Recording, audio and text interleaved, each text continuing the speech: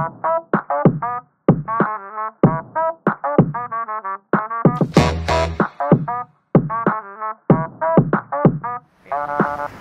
salah satu kota besar di Indonesia, Kota Medan terus berupaya mengembangkan dan membangun kotanya. Tidak hanya dari segi pembangunan infrastruktur, tapi juga berfokus pada penanganan banjir. Di sisi lain, peningkatan kesehatan serta UMKM menjadi prioritas dari pemerintah Kota Medan. Lalu seperti apa strategi yang dilakukan pemerintah Kota Medan untuk mengatasi permasalahan yang ada di kotanya?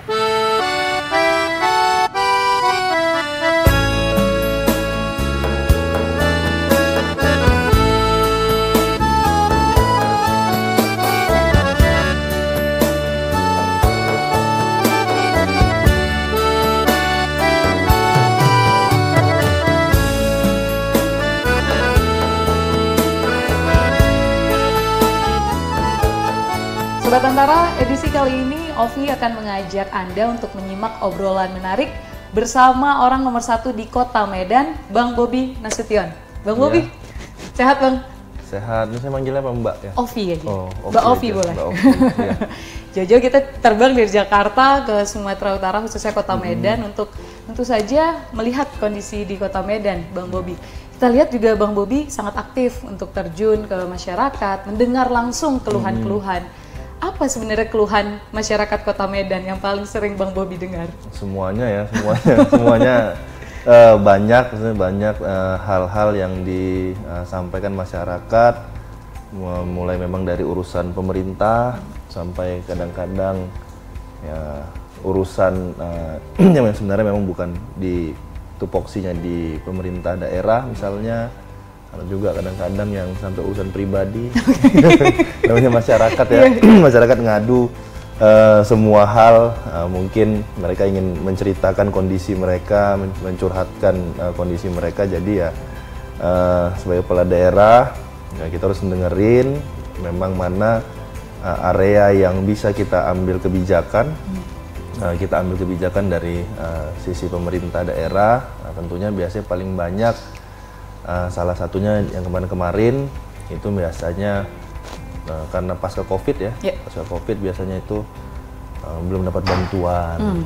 Nah kemarin seperti itu karena memang kita minta teman-teman di jajaran pemerintah Kota Medan sampai tingkat paling bawah itu memang kemarin kita lagi ingin gencarkan, misalnya salah satunya tentang program UMKM misalnya, ya tentunya karena suaranya sudah terdengar. Tapi mungkin ada sebagian yang belum kena sasaran, nah tentunya yaitu kami belum dapat, kami belum menerima, kami belum ini. Nah, ya gitu-gitu banyak hal lah yang dikeluhkan masyarakat. Dan banyak tentu dari masyarakat yang ingin suaranya sampai ke pemerintah. Pastilah. Akhirnya pemerintah memfilter banyaknya itu menjadi 5 program prioritas Kota Medan, Bang Bobi. Kami hari ini netapin ada 5 program prioritas, sebenarnya ada beberapa program tambahan yang memang harus kita jalankan beriringan juga. Namun 5 program prioritas ini yang sebenarnya yang memang tadi saya bilang ya secara ketentuan pemerintah daerah kita bisa ngambil kebijakan secara langsung. Dan 5 program prioritas ini yang sering dikeluhkan. Pertama tentunya masalah kesehatan pertama sekali, karena saya menjabat di awal 2021 di bulan Februari, masih COVID waktu itu, tentunya masalah kesehatan menjadi salah satu program prioritas kami bersama-sama tentunya dengan seluruh stakeholder dan pemerintah provinsi dan pemerintah pusat waktu itu. Setelah pasca penurunan COVID, hari ini sudah kita lama ketahui PPKM sudah dicabut. Nah, tentunya bukan berhenti di situ saja, program kesehatannya tentunya yang kita targetkan kemarin, pelayanan kesehatan di Kota Medan pertama itu harus bisa mencakup seluruh warga Kota Medan. Nah, makanya kita kejar kemarin di akhir tahun 2022, Kota Medan harus bisa melayani seluruh masyarakatnya. Makanya kita kejar, kita bisa mencapai UHC. Plus nanti pelayanannya lah ya, setelah sudah bisa menerima layanan, pertanyaan berikutnya pelayanannya seperti apa. Betul. Nah yang berikutnya tentunya sama ya, klasik saya rasa di perkotaan, permasalahan banjir. Banjir dan masalah banjir dan infrastruktur ini yang satu kesatuan mungkin yang harus nggak bisa dipilih salah satu pengerjaannya, karena infrastruktur tentunya efeknya ke ekonomi, berimbas ke ekonomi. Namun nggak boleh kita lupakan juga setiap ada pembangunan kita tentunya mengurangi catchment area tampungan air.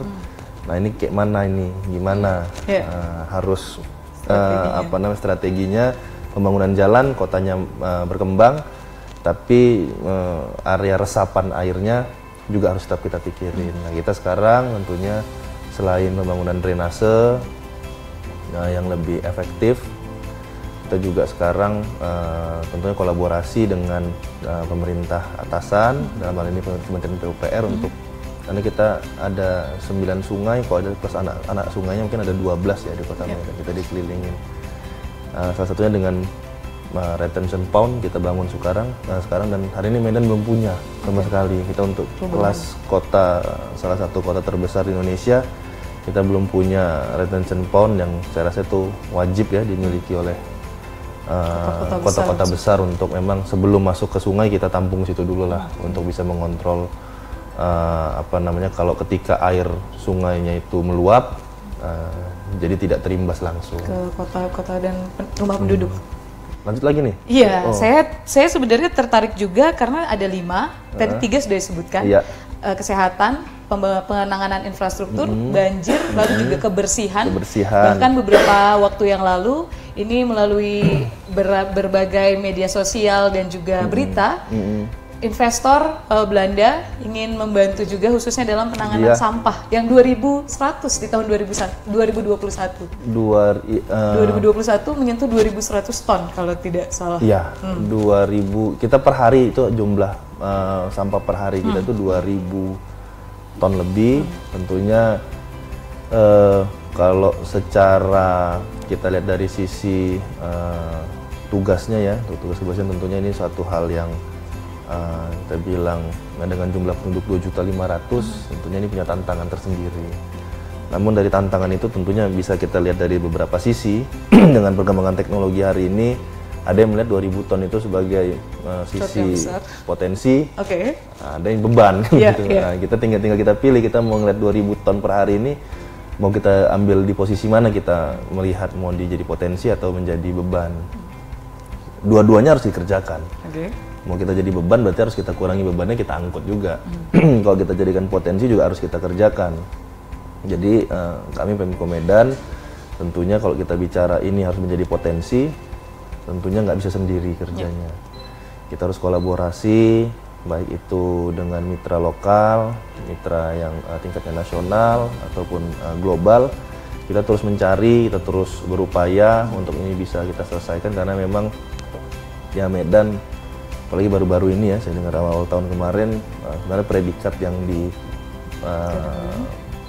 pernah diraih Medan waktu itu dalam tanda kutip yang tidak baik, sebenarnya predikatnya itu dianggap Medan dapat lagi nih, padahal itu sebenarnya predikatnya sudah lama. Kalau nggak salah saya lupa 2019 atau 2018 saya lupa, cuman dibilang terkait sampah terkait nomor kota terjorok katanya. Cuman kita konfirmasi waktu itu ke Kementerian Lingkungan Hidup di 2022 belum ada, waktu itu ya belum ada keluar predikat-predikat seperti itu. Jadi kita sampaikan itu hoax, itu nggak benar.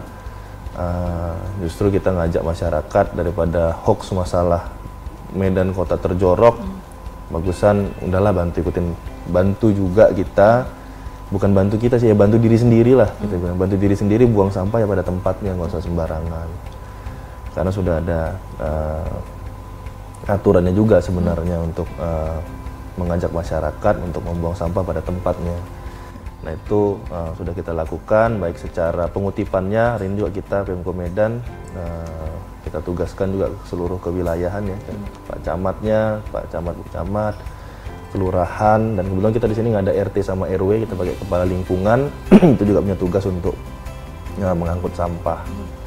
Nah, tinggal bagaimana TPA-nya ini, pengelolaan TPA-nya tentunya dengan teknologi hari ini, pengembangan teknologi hari ini kita pengen tentunya yang lebih baik. Tapi yang hari ini dari open dumping, di bulan depan kita akan mengoperasikan sanitary landfill, itu sudah menjadi keharusan bagi kami pemerintah Kota Medan untuk pengatasan sampah di Kota Medan. Akhirnya tentu kita berharap setelah sampah ini terselesaikan, target selanjutnya adalah penanganan atau pengembangan kota heritage yang ditargetkan juga.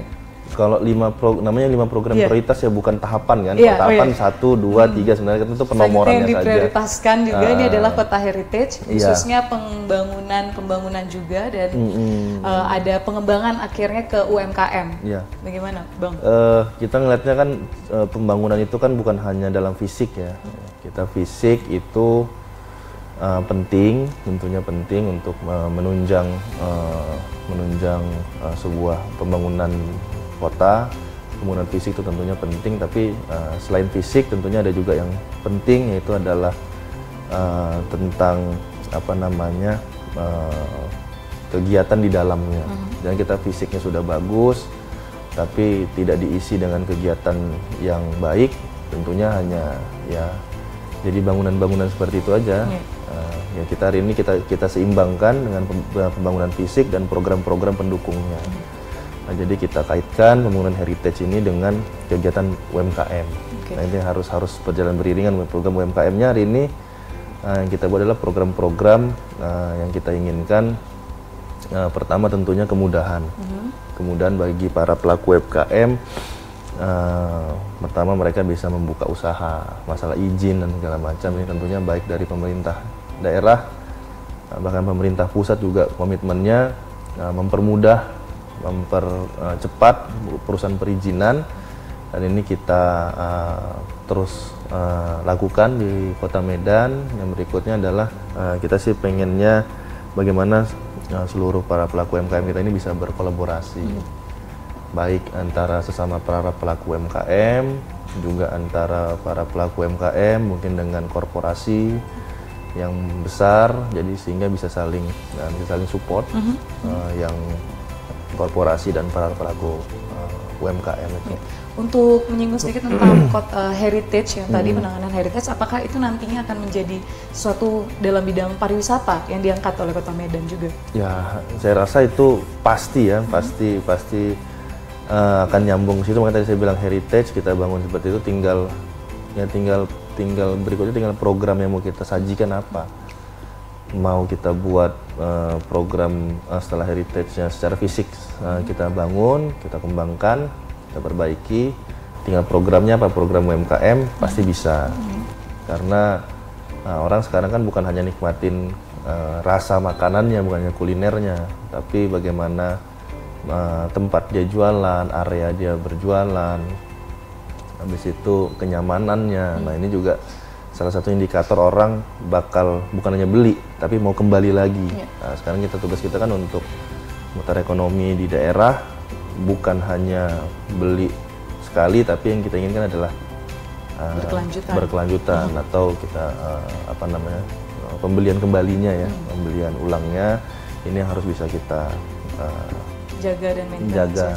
Itu juga dengan pariwisata. Jangan orang datang ke Kota Medan, mungkin kayak teman-teman dari saya udah langsung kuliner sebenarnya. Medan langsung yang paling pertama muncul di. Mungkin datang sini sekalian karena kami tuan rumah HPN juga ya.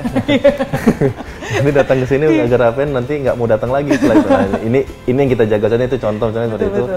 Mungkin ada yang datang ke Medan dengan sengaja, dalam arti memang mau mengunjungi Kota Medan karena sudah melihat pariwisatanya, pengen datang. Tapi kan ada mungkin yang sekalian melakukan kegiatan atau kerja, ngeliat datang ke Kota Medan, pengen balik lagi nih karena kemarin cuman urusan kerja, mungkin sehari 2 hari, nanti kembali lagi ke kotanya. Besok keinginan kita nanti suatu saat nanti atau beberapa hari kemudian atau beberapa minggu kemudian balik lagi ke Kota Medan dengan waktu yang lebih lama dan spend money-nya juga lebih banyak lagi. Setuju. Karena itu menjadi target juga ya untuk pariwisata khususnya.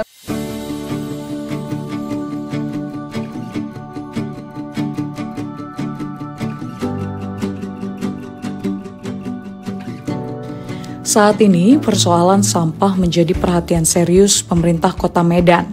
Nyatanya sejak dilantik menjadi wali kota dan wakil wali kota Medan, penanganan sampah yang dilakukan mulai terarah. Keseriusan pemerintah Kota Medan bahkan terlihat dari diterbitkannya Peraturan Wali Kota Medan Nomor 18/2021 di mana pengelolaan persampahan yang sebelumnya ditangani Dinas Kebersihan dan Pertamanan Kota Medan kini diserahkan kepada camat dengan pertimbangan camat lebih mengetahui kondisi wilayahnya sehingga penanganan sampah bisa lebih efektif dan maksimal. Apakah ini satu-satunya solusi yang ditawarkan untuk mengatasi permasalahan sampah? Dengarkan jawaban Wakil Wali Kota Medan dalam menghadapi polemik sampah.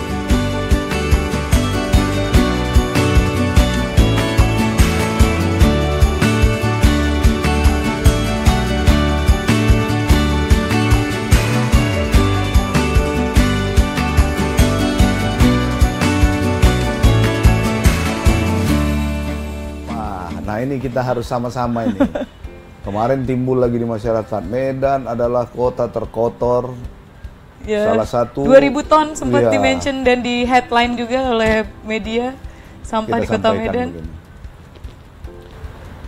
Kita tidak akan bisa mendapatkan adipura kalau pengelolaan sampah kita masih menggunakan open dumping. Itu sudah ada peraturan daripada pemerintah pusat. Nggak akan bisa. Mau bersih kota kita, tapi kalau di tempat pembuangan sampah akhir masih menggunakan open dumping, itu tidak akan bisa. Nah, kalau kita menggunakan program yang digunakan oleh dari Kementerian Lingkungan Hidup, biaya diving fee-nya ini gimana? Nggak akan sanggup APBD Kota Medan menanggulangi itu. Jadi jangan kita lihat ininya lah dulu, tapi kan kita lihat berapa banyak pasukan melati bestari kita yang kerja dari mulai pagi sampai sore. Sampah-sampah itu sudah mulai mereka bersihkan dan sudah nampak perubahannya. Kalah kita kan di tempat pembuangan sampah akhir. Ini lagi, itu kemarin kan dari Belanda turun juga melihat. Dan katanya mau berinvestasi. Bener. Okay. Ya butuh sabar dong. Kita kan bukan di zamannya saya bilang Loro Jongrang. Gitu. Membenahi kota nggak mudah ya, nggak Bang Ahmad? mudah, apalagi kota kita kota tua. Iya. Lalu terkait kedepannya dari investasi tersebut bagaimana, Bang Ahmad? Nah itu kan apakah butuh ada planning kajian, lanjutan? Butuh kajian yang namanya feasibility study. Nah feasibility study itu akan dibuat dan dampaknya apa, keuntungan daripada pemerintah kota apa, itu kan semua dalam sebuah kajian karena inilah yang namanya proses daripada administrasi yang sudah menjadi ketentuan daripada pemerintah pusat. Jangan kita maunya kita melaksanakan dan maunya masyarakat kita laksanakan, tapi kita berbenturan dengan hukum. Kita nggak mau. Hukum itu sudah menjadi satu putusan yang baku dan tidak boleh dilanggar. Ya. Proses dan yang penting tadi seperti kata Bang Aman, jangan sampai melewati regulasi yang sudah ada. Benar. Kolaborasi berarti terus dijalin bersama pemerintah pusat. Iya. Bidangro dihidupkan oleh Pak Wali lagi. Medan, Binjai, Deli Serdang dan Karu. Untuk menangani sampah sudah dibangunlah tempat sampah di strategi baru. Daerah Tanjung Morawa, daerah Deli Serdang. Disitulah bakal ditumpukan sampah yang ada di Kota Medan. Dan itulah nanti yang dikelola sesuai dengan apa yang diinginkan oleh pemerintah pusat. Kalau saya perhatikan, ini juga menjadi prioritas dari Kota Medan, pemerintah Kota Medan, terkait peningkatan UMKM. Benar. UMKM selama saya berada di Medan, Bang Aman kalau boleh jujur, yang paling luar biasa adalah mereka yang bergerak di industri makanan. Benar. Namun saya masih melihat agak sedikit kurang dari sisi seperti kerajinan tangan dan lain-lainnya. Atau memang kurang ekspos kah atau seperti apa sebenarnya? Bukan perkara kurang ekspos. Begini ya, pengadaan makan dan minum pemerintah Kota Medan itu angkanya lebih daripada 50 miliar dalam 1 tahun mata anggaran. Untuk di kantor kota, makan, tamu, apa segala macam, itu 50 miliar lebih dalam 1 tahun mata anggaran.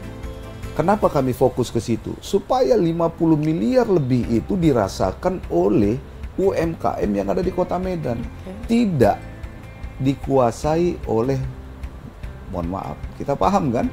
Selama ini kan kita datang ke kantor kota, kue kotaknya mereknya A. Pindah ke sana lagi, merek A lagi ketemu.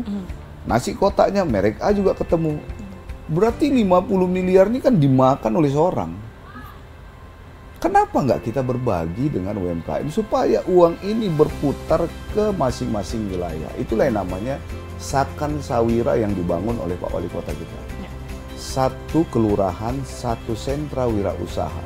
Nah, ini diklop oleh Dinas Koperasi bekerja sama dengan kecamatan dan kelurahan, mana UMKM itu kita masukkan ke dalam e-katalog lokal pemerintah Kota Medan.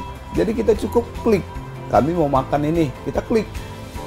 Begitu kita klik, kita kasih modal lagi mereka supaya mereka tidak berutang.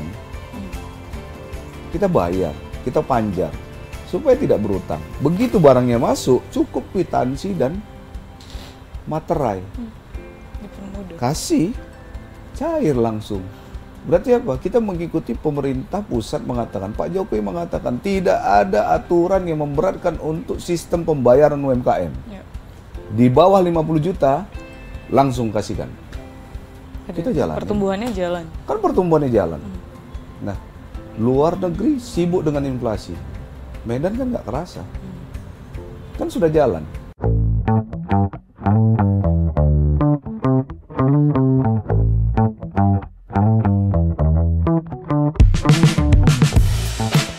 Berbagai upaya dilakukan pemerintah Kota Medan untuk menekan angka stunting. Tidak sia-sia, pemerintah menyebutkan jumlah penderita stunting di daerah turun dari 550 anak pada Februari menjadi 364 anak pada Oktober 2022.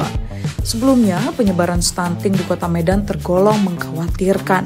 Berdasarkan data pada Mei 2022, dari 21 kecamatan sekota Medan, 20 diantaranya ditemukan kasus stunting. Lantas, apa strategi yang dilakukan pemerintah Kota Medan untuk menekan angka stunting?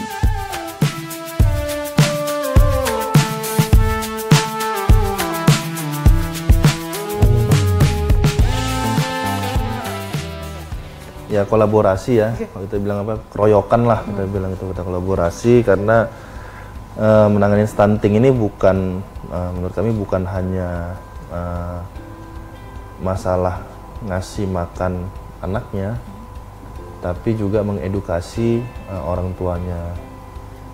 Bagaimana ngerti nggak sih masyarakat kita ini bagaimana untuk mencegah stunting, pertama bagi yang mau berkeluarga atau sudah berkeluarga, kondisi-kondisi seperti apa dalam orang tuanya ini yang membuat potensi anaknya nanti akan stunting. Nah ini harus diinformasikan dulu, bukan hanya ketika oh ini stunting ada 500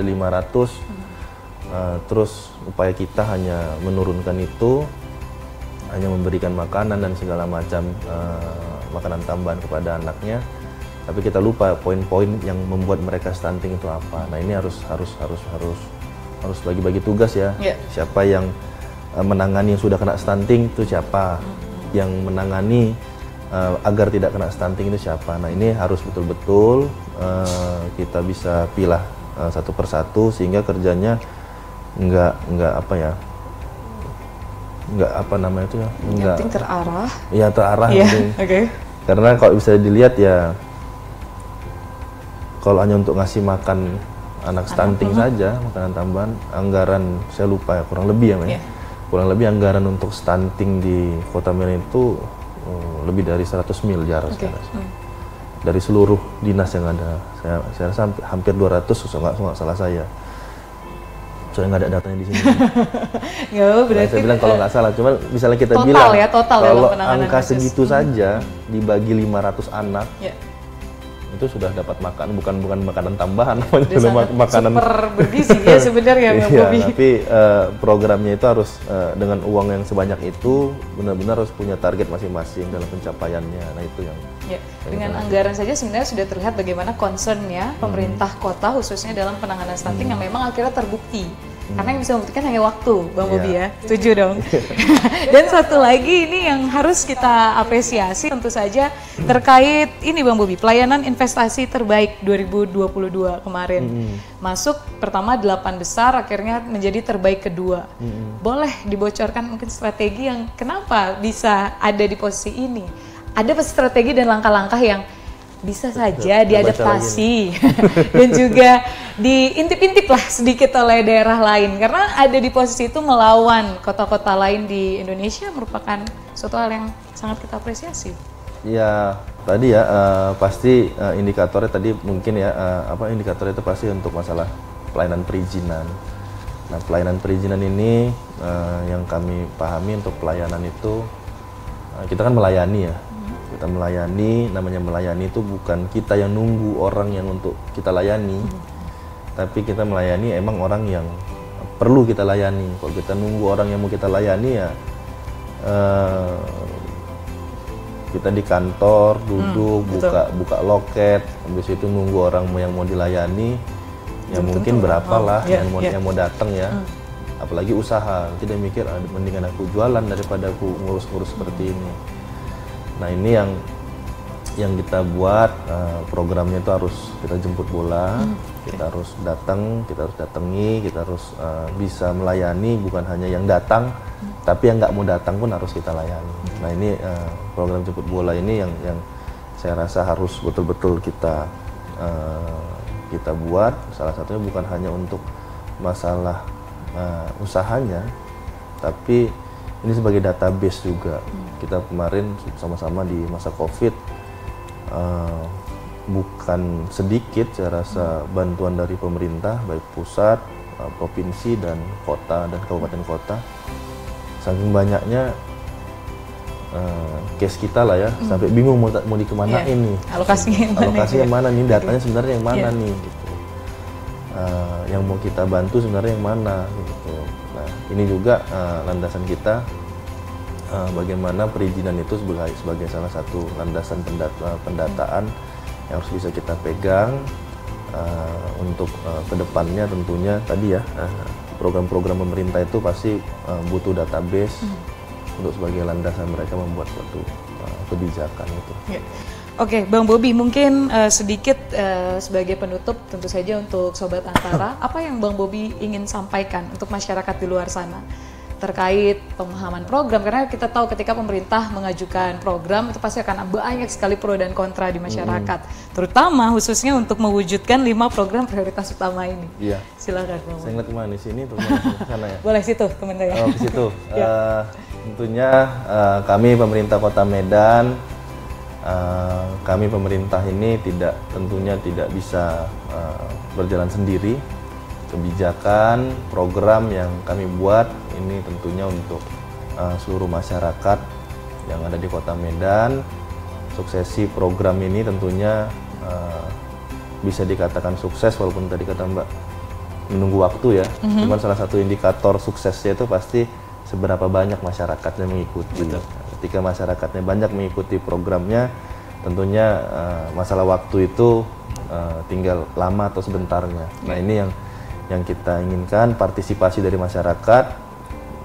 Tagline kita hari ini kolaborasi antara semuanya, antara pemerintah dan masyarakatnya, masyarakat dan pemerintahnya ini harus sama-sama berkolaborasi untuk menyelesaikan permasalahan-permasalahan yang ada di Kota Medan itu. Baik, terima kasih Bang Bobi. Ya. Kita harapkan semoga semuanya bisa tercapai, tentu saja kolaborasi masyarakat dan pemerintah untuk mewujudkan Kota Medan yang lebih baik dari sebelumnya. Terima kasih obrolan yang sangat menarik bersama Bang Bobi Nasution, orang nomor 1 di Kota Medan. Jangan lupa Sobat Antara untuk mendengarkan dan juga menyimak berita-berita baik lainnya di podcast Antara yang bisa diakses melalui antaranews.com. Sampai jumpa.